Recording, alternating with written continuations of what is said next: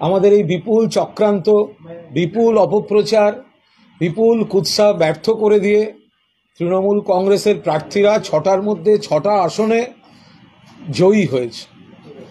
আর যারা আমরা বন্ধুরা, আমি সোমা বলছিলাম, একটা নিন্দনীয় ঘটনাকে নিয়ে মিথ্যাচার করেছি, তারপরে তালে তালে গালে গালে স্লোগান দিয়েছি, তারা মর্মান্তিক ফল হয়েছে। এবং সেটা দেখে অরিজিৎ সিং এখন গাইছেন, আর কবে আর কবে আর কবে সিপিএম 0 থেকে 1 হবে। এই তো অবস্থা। 6টা হয়েছে তৃণমূল কংগ্রেস। বাংলার বুকে বিধানসভা উপনির্বাচন, 6টি উপনির্বাচন ছিল 6টি কেন্দ্রে। সর্বভারতীয় তৃণমূল কংগ্রেস 6-0 বিরোধীদের পরাজিত করেছে এবং বিপুল মার্জিনে। এবং পার্সেন্টেজ অফ ভোট দেখলেও বোঝা যাচ্ছে কত মানুষ তৃণমূল কংগ্রেসের উপর আস্থা রাখছেন, মমতা বন্দ্যোপাধ্যায়ের উপর আস্থা রাখছেন। এ ব্যাপারে একেবারে কয়েকটা স্পষ্ট কথা। আমরা, এটা মামাটি মানুষের জয়, মমতা বন্দ্যোপাধ্যায়ের উন্নয়নের জয়। এবং সেই জায়গায় দাঁড়িয়ে আমরা বলছি, তৃণমূল কংগ্রেসের দায়বদ্ধতা এবং দায়িত্ব আরও বেড়ে গেল। আমরা আরও বেশি করে মানুষের পাশে থাকব, আরও বেশি করে বাংলার উন্নয়নে আমরা সঙ্গে থাকব। বিজেপির রাজ্য সভাপতি বলেছেন এত কিছুর পর, এত হারের পরেও তারা নাকি 2026 সালে ক্ষমতায় আসবেন।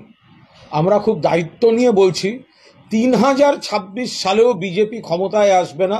3026 সাল পর্যন্ত অ্যাটলিস্ট তৃণমূল কংগ্রেস বাংলায় পরিচালনার দায়িত্বে থাকবে। প্রজন্মের পর প্রজন্ম ধরে 3026 পর্যন্ত তৃণমূল কংগ্রেস ক্ষমতায় থাকবে। কারণ বিজেপি বাংলার জন্য, বাংলার মানুষের জন্য কিছু করেনি।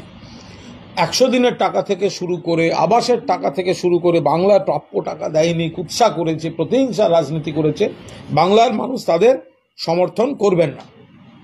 যারা লক্ষ্মীর ভাণ্ডারের সমালোচনা করেছেন, কটাক্ষ করেছেন, অন্য রাজ্যে গিয়ে কপি করছেন, তাদের উচিত মা বোনেদের আরও বেশি করে শ্রদ্ধা করা, তাদের প্রতি যত্নশীল হওয়া। শুধুমাত্র মমতা বন্দ্যোপাধ্যায়কে নকল করলে হবে না। মমতা বন্দ্যোপাধ্যায়ের সঙ্গে মা বোনেদের যে হৃদয়ের সম্পর্ক, সেইভাবে মা বোনেদের প্রতি যত্নশীল হতে হবে। ফলে শুধু এইভাবে কুৎসা করে, চক্রান্ত করে, মানুষকে বিভ্রান্ত করে তৃণমূল কংগ্রেসকে মানুষ থেকে বিচ্ছিন্ন করা যাবে না। আর মমতা বন্দ্যোপাধ্যায়কে নকল করলে তো হবে না, অন্যান্য গুণগুলো তো নিতে হবে। ফলে what Bengal things today, BJP things day after tomorrow. ওরা ভাবতেই পারে না, নকল করতে গিয়েও সময় পার করে দেয়।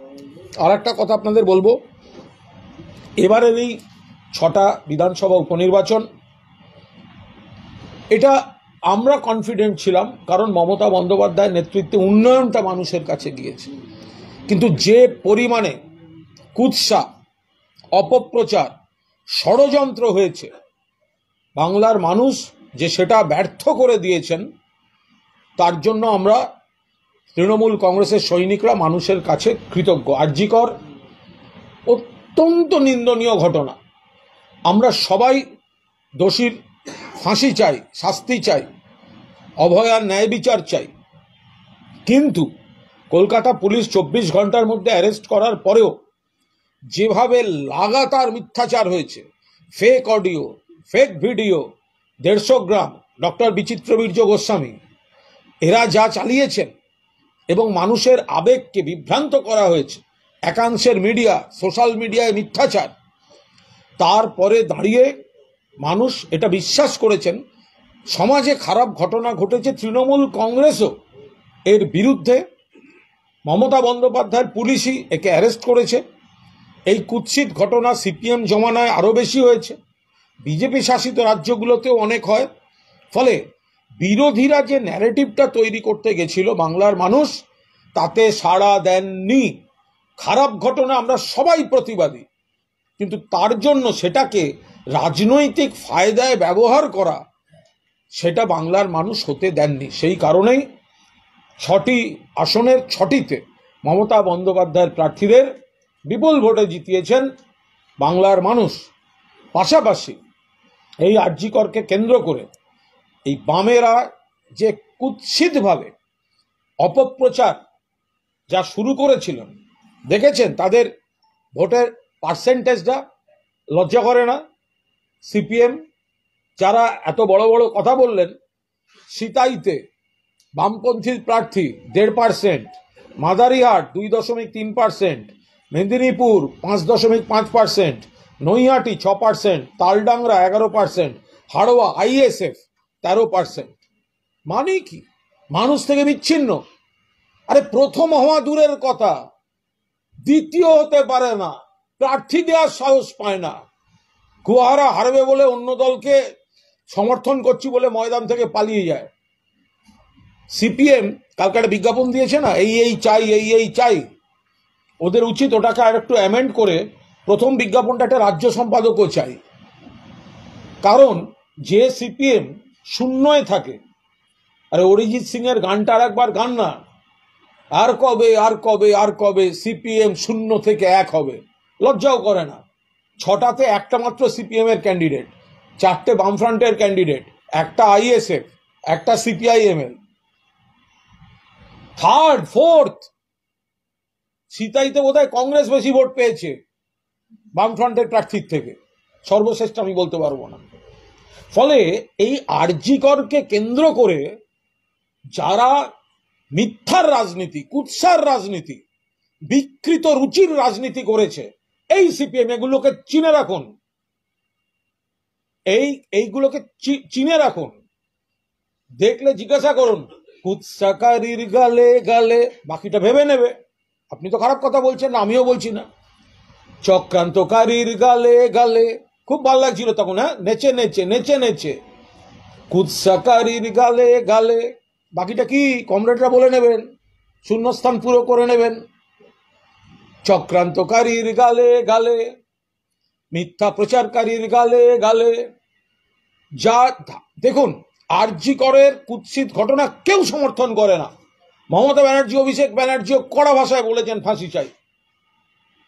সেখানে আপনারা একটা জিনিস দাঁড় করাচ্ছিলেন যে বানতলা, ধানতলা, কোচবিহার ধর্ষণ খুনের এই সিপিএম, যারা সিপিএম জমানার ধারক বাহকরা, তারা সাধু সেজে এই সরকারকে, মুখ্যমন্ত্রীকে মেলাইন করা হচ্ছিল।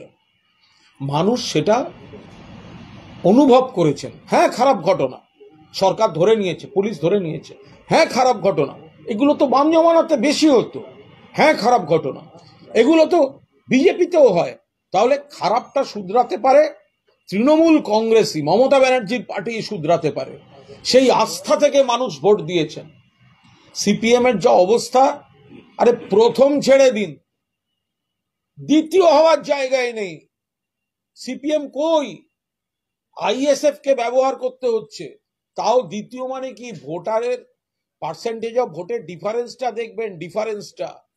বাংলার মানুষ 6টা আসনের 6টাই মমতা বন্দ্যোপাধ্যায়ের হাতে তুলে দিয়ে প্রমাণ করে দিলেন পূর্ণ আস্থা মমতা বন্দ্যোপাধ্যায়ের উপর আছে, তৃণমূল কংগ্রেসের উপর আছে, এবং বিরোধীদের উপর কোনো ভরসা নেই। ভারতীয় জনতা পার্টি এক একজন এক এক রকম বলছেন। সুকান্ত বাবু একরকম বলছেন, উনি সভাপতি, আর উনি সভাপতি থাকাকালীন ক্রমশ কমছে কমছে কমছে কমছে কমছে। তো ফলে ওনার উপর চাপ আছে, ওনাকে গাজর ঝুলিয়ে রাখতে হয়। পরেরটাই ভালো করব, আবার ডুবছে, পরেরটাই ভালো করব, আবার ডুবছে, পরেরটাই ভালো করব। হচ্ছে এসব নাটক। দিলীপ ঘোষ বলছেন উপনির্বাচনে আমরা অতটা গুরুত্ব দিই না। লড়লেন কেন? গুরুত্ব দিচ্ছেন না, আগে বলে দিলেন না কেন? একজন বললেন আমাদের তো দিল্লির নেতারা আসেন না এগুলো, তার মানে গোটাটাই আপনাদের দিল্লি ভরসা।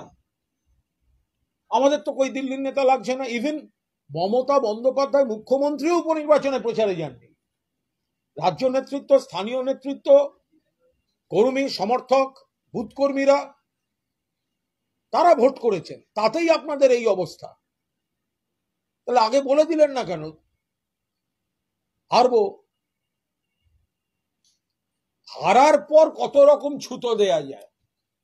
কেন্দ্রের নির্বাচন কমিশন ভোট করেছে, কেন্দ্রীয় বাহিনী দিয়ে ভোট হয়েছে, তা আপনাদের বিরোধীদের বলে রাখি, অন্য জায়গায় তো উপনির্বাচন হয়েছে, আপনারা সেখানে জিতলে সেটা গণতন্ত্র, আর এখানে তৃণমূল জিতলে সেটা আপনারা মানবেন না।